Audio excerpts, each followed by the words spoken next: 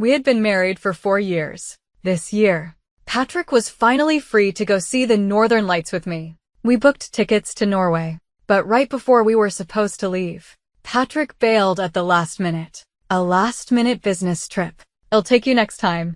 The next day, a video of Patrick on a date with his old flame went viral. In the video, the pink aurora borealis cast a romantic, ethereal glow on the man and woman. A netizen who watched the video closely commented, "That woman who flashed by in the background, is she crying? I had to see the Northern Lights before I turned 30. When I learned Patrick couldn't go again, I silently booked a solo ticket to Norway. In the snow-covered city, I ran into 2 people cuddled close. Morgan had her arms wrapped around his neck. Her cheeks flushed as she leaned in, her shy words carrying clearly to my ears. Thank you for being so wonderful, for bringing me here to cheer me up. The aurora is so beautiful." Patrick chuckled softly, his hands wrapped around her waist. "As long as you're happy." My fingertips grew colder and colder, but I couldn't give up hope. I sent him a video call from my phone. In the darkness, the man's phone screen lit up. He took it out, glanced down, and frowned. He didn't answer, simply turning the screen off, leaving me on the other end, stubbornly refusing to hang up. Morgan leaned over to look, her eyes sincere and innocent. "Is that Eleanor? Why aren't you answering?" Patrick reached out and ruffled the top of her head.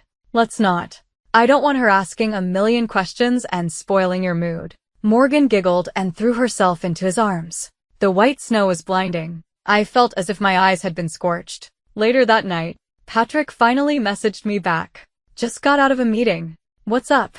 I stared at the phone for a long time. Suddenly, the urge to question him vanished. Following the flight attendant's instructions, I turned off my phone and stared blankly at the snowy landscape outside the window. The flight attendant smiled at me and handed me a card. "We're so happy to meet you at 30,000 feet. The entire crew of International Airlines wishes you a happy birthday." Perhaps seeing my low spirits, she returned a little while later. She smiled, her eyes crinkling, and presented me with a strawberry-topped cake. "You should be happy on your birthday." My eyes suddenly turned red. When Patrick got home, I was reviewing a schedule. An artist's next project was in Paris. I wasn't originally supposed to accompany them, but this time, I took the job. Departure was tomorrow. Patrick handed me a beautifully wrapped gift box. "A present for you."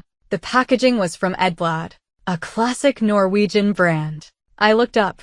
"Was your business trip to Norway?" Patrick faltered for a second, then quickly looked away, avoiding my question. "The company has been busy lately." I had no idea. Since when did Morgan become his company's business? Seeing my silence, Patrick frowned.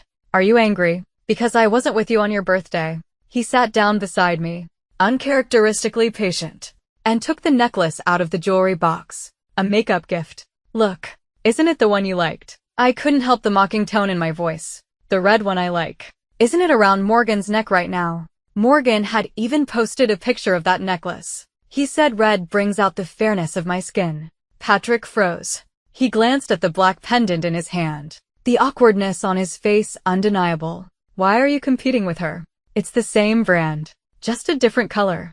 "I didn't tell you because I was afraid you'd overthink it. Just like you are now. I've told you so many times. Morgan and I are in the past. Can you not make such a big deal out of it?" I didn't take his necklace. I closed my laptop and moved away from the sofa. A past female friend, watching the Northern Lights alone with him, and giving her a piece of jewelry his own wife likes. Even the scripts I read for work weren't this dramatic. "Eleanor." He shouted my name in frustration. I simply closed the door, shutting him out, and started packing for my trip. After a while, he knocked. His tone had softened. "Eleanor, open the door. Calm down. I'll keep my distance from Morgan from now on." "Okay."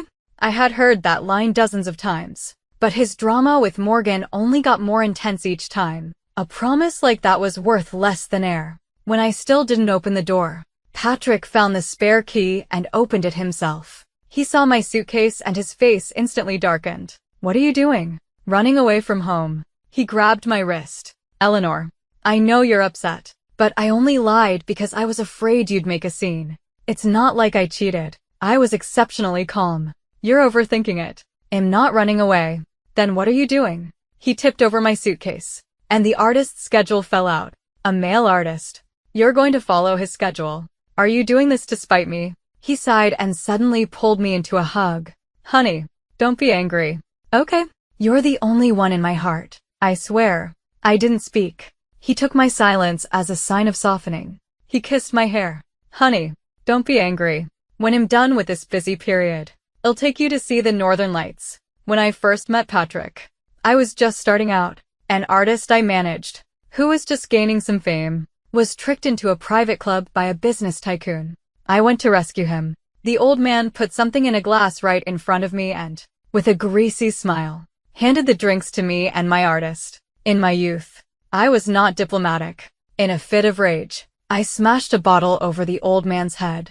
A group of burly men surrounded me. It was then that Patrick, from the shadows, let out a laugh. He stood up and walked over. Mr. Lou, don't be so quick to anger. How about you do me a favor this time? His words alone not only persuaded the old man, but also captivated me. When he pursued me, he said, I love your untamable spirit out in the world. From now on, you only have to be gentle for me. And I truly became very gentle. When everyone said he had an old flame in his heart, I tried my best not to be jealous, to give him my trust. But my reward was being deceived again and again after Morgan returned to the country.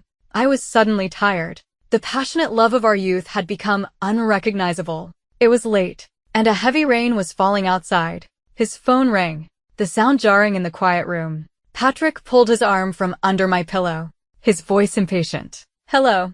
From the other end, sobs echoed through the silent bedroom.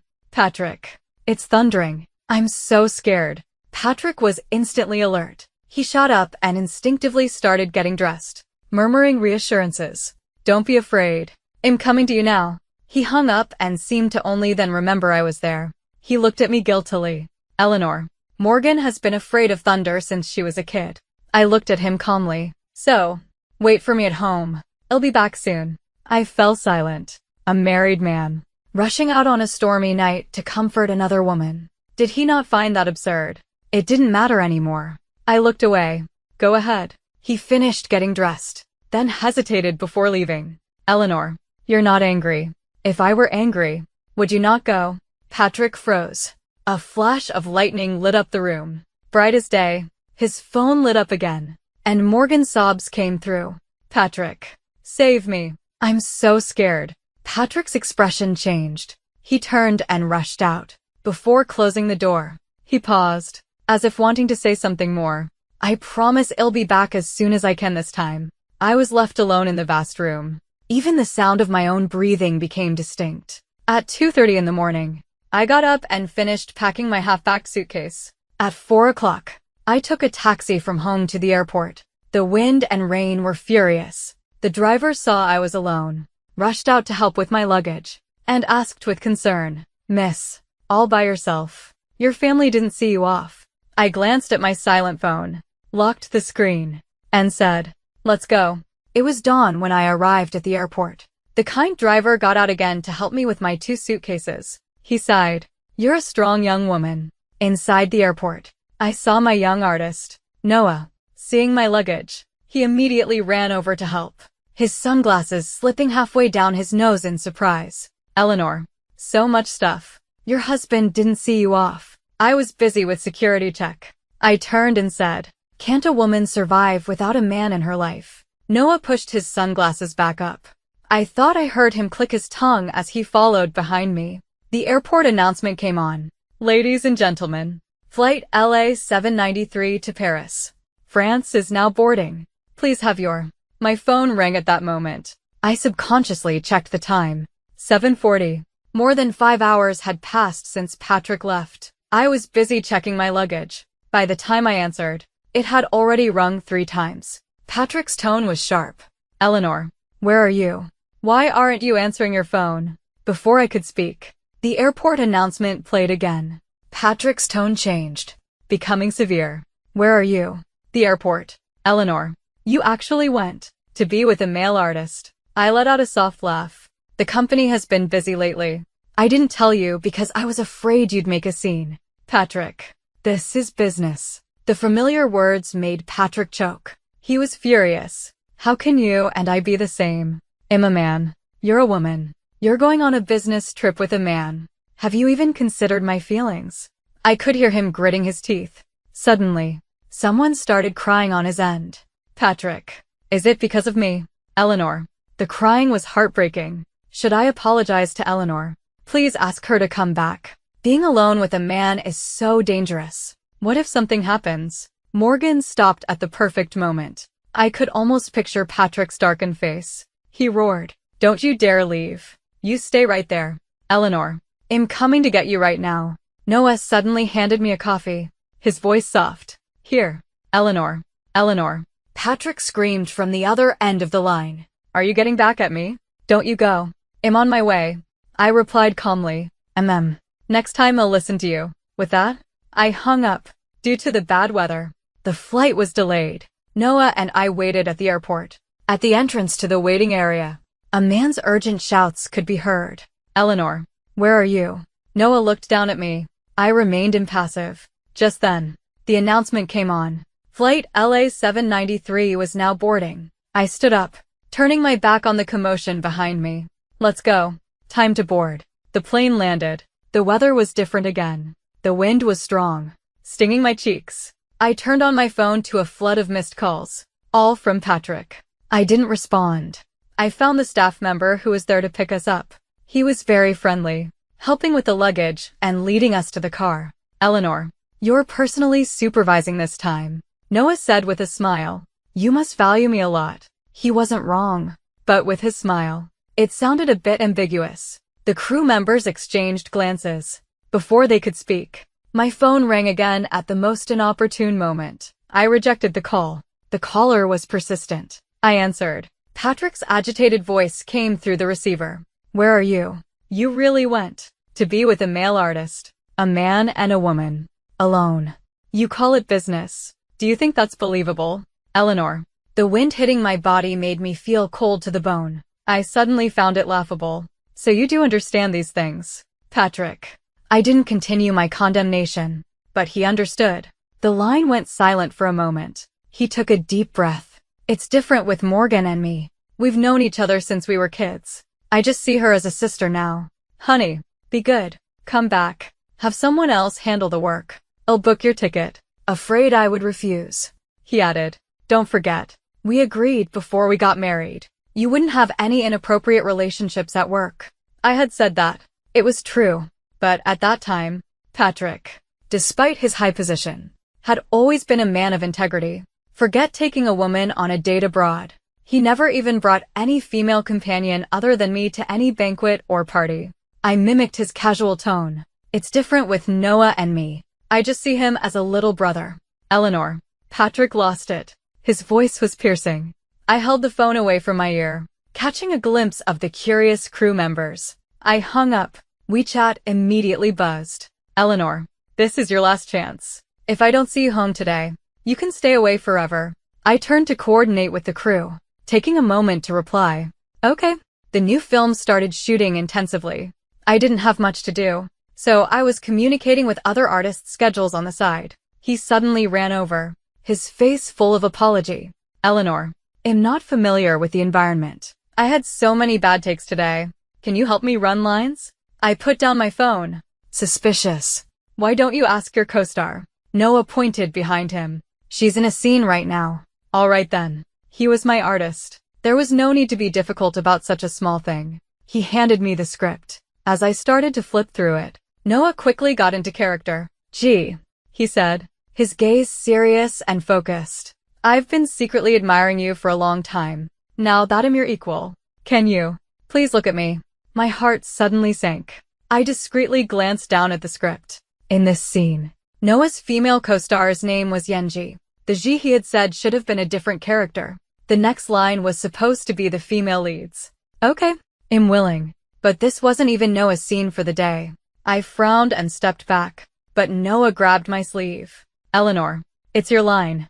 I replied directly. Find someone else. I'm not good at running lines. I turned to leave. From behind me, Noah's low voice came. Eleanor, you graduated from the Central Academy of Drama. I paused, then quickened my pace. I had come here not just for work, but also to give myself an emotional buffer. I was not Patrick. I could not accept any form of ambiguity while in a relationship. That was my bottom line. The next day, some crew member posted a video of that scene online. The video went viral. The angle was tricky, not showing my face clearly, but it perfectly captured Noah's deeply affectionate gaze. His popularity in the country was on the rise. The comments were almost entirely controlled by his fans. Just get married already. You know what I mean. I immediately contacted the team. Release a statement. The woman in the video is the new drama's female lead. After a thought, I added, contact her team. Try to get them to cooperate and create a screen couple. My phone started ringing wildly. It was Patrick. I rejected the call. He kept trying, using different method video calls, WeChat voice calls. It made it impossible for me to communicate properly with my team. I was forced to answer. His shocked and angry voice came through. Eleanor, is that you in the video? He was calling you, wasn't he? You let him call you G. Are you serious? Morgan's voice cut in at the perfect moment. Eleanor, cheating during your marriage. You've really gone too far this time. I slowly exhaled. A smile spread across my lips. Patrick, you and Morgan are a perfect match. A hypocritical dog and a scheming bitch. Patrick was furious. He roared into the phone. I held the receiver away from my ear. No need to get so worked up. When I'm done, I'll send you the divorce papers. International calls are expensive. Goodbye. After I hung up, he still wouldn't give up, bombarding me with calls. I simply blocked all his contact methods. He was right. Asking a million questions really did spoil the mood. That night, after Noah finished shooting, he knocked on my hotel room door. He looked at me, his expression complicated. Eleanor, why did you use this to create hype? I stepped aside to let him in and pointed to the laptop on the table. The exposure for his new drama was skyrocketing. My voice was cool. I'm a businesswoman. Noah pursed his lips. Suddenly, there were urgent footsteps in the hallway. To avoid suspicion, the door was not closed. A figure rushed in. The next second, a fist slammed into Noah's face. Noah was stunned. He reacted on instinct and threw a punch back. The two men were instantly brawling. It was then that I finally saw who it was. Patrick. I shouted his name, trying to stop them. Noah immediately found an opening and punched Patrick in the face. Patrick was about to retaliate. I quickly pulled Noah behind me. Anger surged through me. Patrick, if you touch him again, I'm calling the police. Patrick was livid. You're still protecting him. Do you even know who you are? Eleanor, you are my wife. I glanced back. Noah's eye was bruised, and his lip was bleeding. In this condition, he wouldn't be able to work for at least a week. It was a major film production, shooting on location in Paris. The costs were exorbitant. A week's delay would cost at least 7 figures. I let out a laugh that was more bitter than amused. Mr. Patrick is so impressive. Cheating at home isn't enough. He has to chase me to Paris to assault an artist. He looked around, his eyes red. Did you sleep with him?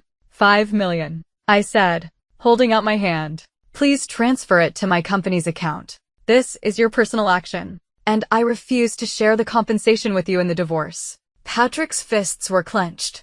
You're divorcing me. For him. Before I could speak, he grabbed my arm, his eyes bloodshot, and asked insistently, did you sleep with him or not? Eleanor. Smack. A crisp sound.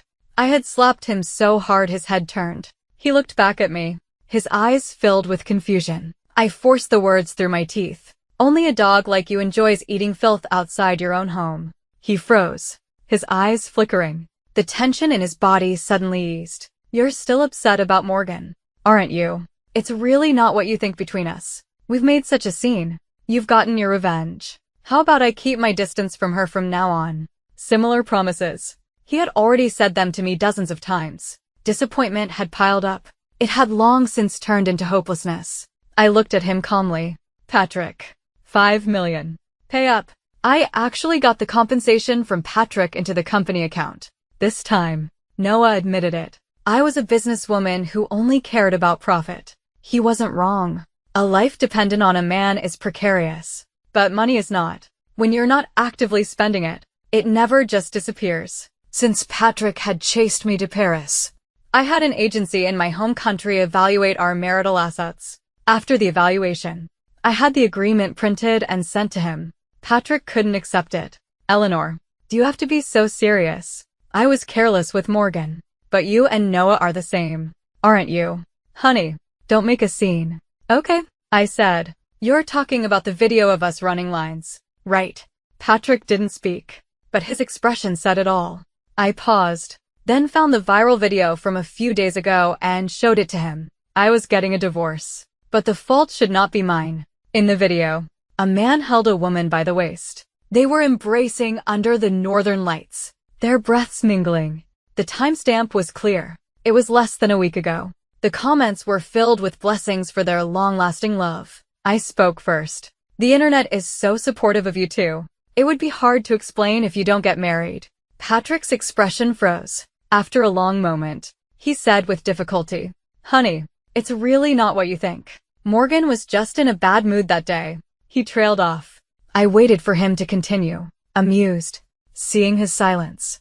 I helped him. Morgan was in a bad mood, so you abandoned your own wife and took her to a place your wife had been dreaming of to cheer her up. The color drained from Patrick's face. That's not what happened. I just watched him silently. I was curious what kind of lie he could come up with. His face went from pale to green, and then he seemed to deflate.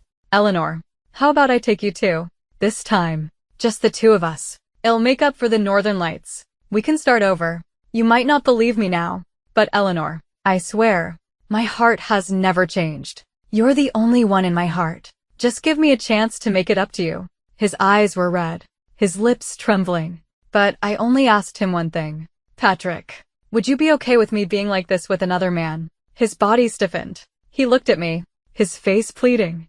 I was calmer than I had imagined. I paused the video at a certain moment and showed it to him. But, thanks to the hype around you and Morgan, I got some attention too. The frame was frozen. In the foreground, the lovers embraced tightly. In the background, my shocked and helpless face appeared. The comments on the screen were also paused. A netizen's comment. That woman in the background. Is she crying? Patrick shot up in horror. Why were you there too? He was in disbelief, his lips trembling, but he couldn't say a word. I smiled faintly. So, let's cut this sentimental crap. Sign the papers. In making way for your precious bitch, Patrick tore up the agreement. He refused to sign, no matter what. But it didn't matter. If he wouldn't, I would just file for a lawsuit when I got back. A little more trouble. But with Morgan in the country, it wouldn't be hard to prove Patrick's infidelity. The day after he tore up the papers, he disappeared. I didn't look for him. Noah's injuries healed, and he was able to go back on camera. I handed over the Paris affairs to someone else and returned to my country. I didn't go back to the home I had shared with Patrick, but moved into a small apartment I owned before we were married. After unpacking, I lay down and scrolled through Morgan's social media. She was holding a black pendant necklace, her smile bright. The caption read, "As long as he has it. And I want it." I commented, "Honey, you forgot to crop the timestamp in the bottom right corner. How unfortunate." This post, specifically mentioning me, had such a flaw. The photo was taken before I went to Paris. It seemed she was getting anxious, not having received Patrick's attention lately. The next second, my WeChat notification sounded. Eleanor, what a coincidence. I heard you like this brand of necklace too. It turns out we like the same things. But I got it first. Her words were clever, referring not just to the necklace but, more importantly, to Patrick. If I reacted with my usual seriousness, I would be the one overreacting. But this time, she had made me laugh. I replied, "Honey, don't be so short-sighted. Only dogs like to eat shit." The typing indicator appeared. For a long time, no reply came. Much later, she sent me a photo. This time, it was a picture of a shirtless Patrick in bed. Morgan's voice was laced with a smile. "Eleanor, I really envy your career focus. Patrick is all alone at home, when he drinks too much, and the only one who can take care of him." I didn't reply. I screen recorded the photo, along with Morgan's WeChat ID, and went to bed to catch up on sleep. I had another copy of the agreement drawn up, signed it, and mailed it to Patrick. I unblocked him. Just sign it. For the sake of our past marriage. There's no need to play the devoted husband with me. Patrick replied instantly. Eleanor, where are you? You're back, aren't you? Why didn't you come home? I'll cut ties with Morgan. We won't contact each other ever again. Can we not get a divorce? I'll take you to see the Northern Lights. I've done my research this time. Not just Norway. We can go to Iceland, Finland. We can go everywhere. I shattered his fantasy. I replied, my birthday has already passed. Patrick fell silent. He remembered what I had said. Seeing the Northern Lights was something I had planned to do before I turned 30. And I was now 31. The passionate experiences I had thought should happen before 30. I had already done them. Alone. And he had been passionate. With another woman. A long time later, my WeChat finally buzzed. Eleanor, I don't want a divorce. I asked him, are you not satisfied with the division of marital assets? I had an agency do the evaluation. If you disagree, you can have it done again. As for the company shares, I am willing to transfer them to you first. At market value. Patrick sent a voice message. His voice was audibly unsteady. Eleanor, you know that's not what I mean. Why do you say these things to hurt me? I don't want a divorce because I love you. You're the only one in my heart. Can you understand that? I couldn't listen anymore. I forwarded him the screen recording of Morgan's provocative messages. Patrick, wouldn't it be better to just give your old flame the title she wants? Do you have to force me to rip off the last shred of decency? There was a long silence on WeChat. I gave him my final ultimatum. If you still refuse to sign, I will proceed with legal action. If the lawsuit leads to a freeze on assets, you will have to bear the consequences. Fortunately, I had reached this point in my career without ever using Patrick's resources. If things got ugly, I wasn't afraid of him using his power against me. He didn't reply. I had a lawyer draw up a complaint for me. On my way home with it, I saw someone standing outside my small apartment building. As I got closer, I saw the pile of cigarette butts at Patrick's feet. I wasn't surprised he had found me. I held up the complaint I had just organized. It's good that you're willing to talk. If it goes to court, it will be time-consuming and troublesome. Patrick's face was a mask of pain and helplessness. Eleanor, can we talk about something else? The photo Morgan sent you. I was really drunk. I was blacked out. Nothing happened between us. I swear. He stared at me and said with difficulty, can you give me one more chance? This time, I swear, I will cut all ties with Morgan. We can go back to how we were. Okay. I waved my hand, cutting him off. No. If that's all you came here to say, then you can leave. There's nothing to talk about. Patrick looked deeply hurt. He asked me, are you really so heartless? Can't you see that I'm trying to save our marriage? I'm trying so hard. We can make up, put everything behind us, and focus on our family. We can have a child. We would be great parents. I scoffed. A child. Patrick, there already is one. A light flared in his eyes. He was surprised. Honey, are you pregnant? Right in front of him. I opened the folder and flipped to the evidence section of the lawsuit. The last page of the appendix was something I had just obtained from a private investigator. Morgan's pregnancy report. I shoved the evidence in his face. A smile on my lips. You're about to be a father. Morgan has disappeared recently. Right. She must be hiding. Planning to have the baby and then force me to step down. Through the private investigator, I had learned about Morgan's life. She might not even like Patrick that much, but she took great pleasure in stealing what others cherished. The more excellent her rival, the more excited she became, as if it were the only way to prove she was the best. Patrick snatched the documents from my hand like a madman and checked them carefully. When his eyes scanned to Morgan's pregnancy term, his face turned deathly pale. Counting the days, it was probably the night he had gotten drunk. He was in disbelief, his lips trembling as he looked at me with despair. Honey, my ass. I couldn't take it anymore. I slapped him across the face and snatched the lawsuit back. I've told you so many times, stop playing the devoted husband here. Don't you find it sickening? I do. If you want sign, then we'll go through the legal process. Don't even think about making the rest of my life miserable. Patrick held his head in his hands and squatted down in agony. The next day, Patrick notified me that he agreed to the divorce. There was no need for legal proceedings. The outcome was not surprising. I had concrete evidence of his infidelity. Even if he disagreed, a divorce was inevitable. Going to court would likely result in him losing even more assets and could even damage his company's reputation. He was a smart man. The divorce agreement was mostly the same as the one I had drawn up. The only change was that Patrick had given me another 10% of the assets. I signed the agreement immediately and scheduled a time to go to the civil affairs office. His chin was covered in stubble, his eyes dark, as if he hadn't slept. It had only been one night. Didn't he think it was a bit much to let himself go like this? He stared at me, reluctant to let go, his voice hoarse. Honey, I'm so sorry. I waved my hand. We'll meet in 30 days to get the divorce certificate. His Adam's apple bobbed, but he said no more. 30 days later, I arrived as scheduled. He looked much more worn down. He looked me up and down several times, his expression complicated. Eleanor, you've changed. Indeed, I smiled. Without you and your messy affairs to worry about.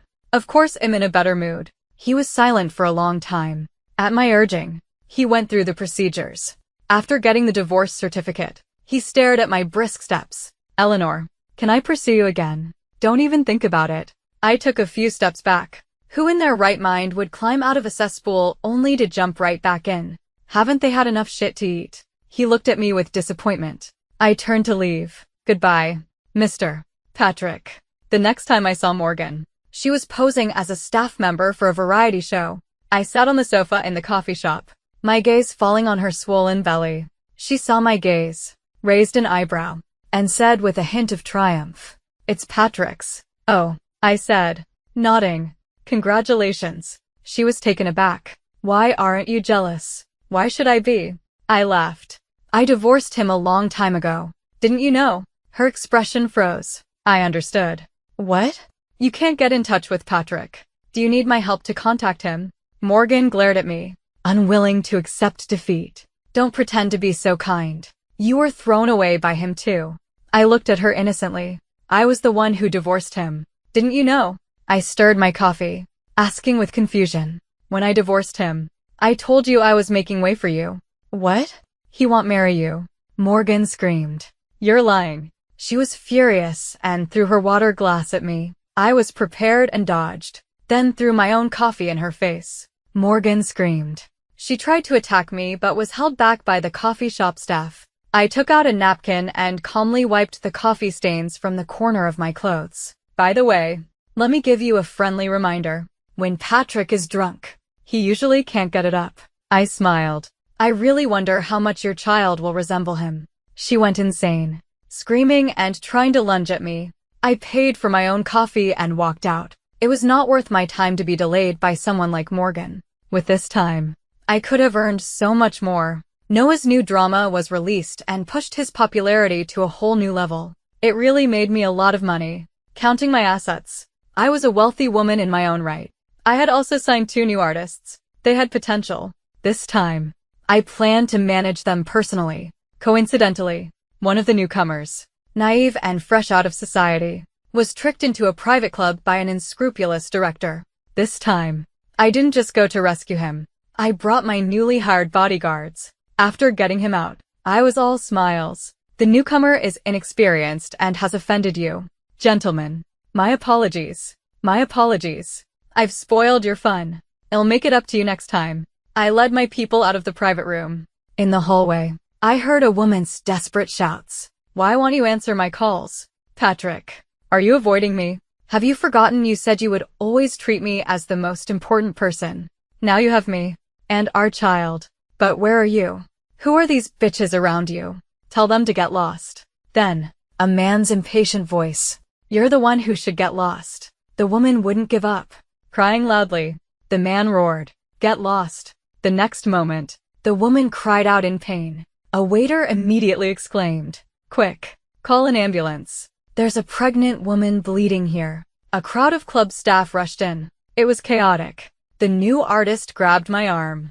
"Eleanor, there's trouble over there." I turned and walked in the opposite direction. "It has nothing to do with us. Let's go." The 2 young artists immediately followed me. I pushed open the main door. The neon lights outside were blinding.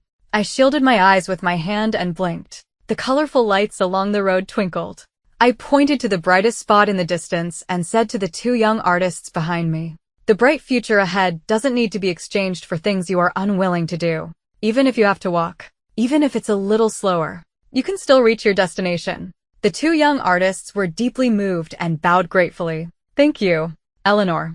I liked people who knew what they were doing. I smiled. Let's go. I'll treat you to a meal to calm your nerves. We got in the car. An ambulance sped towards us. Its destination the very club we had just left. My car drove fast. The two vehicles passed each other.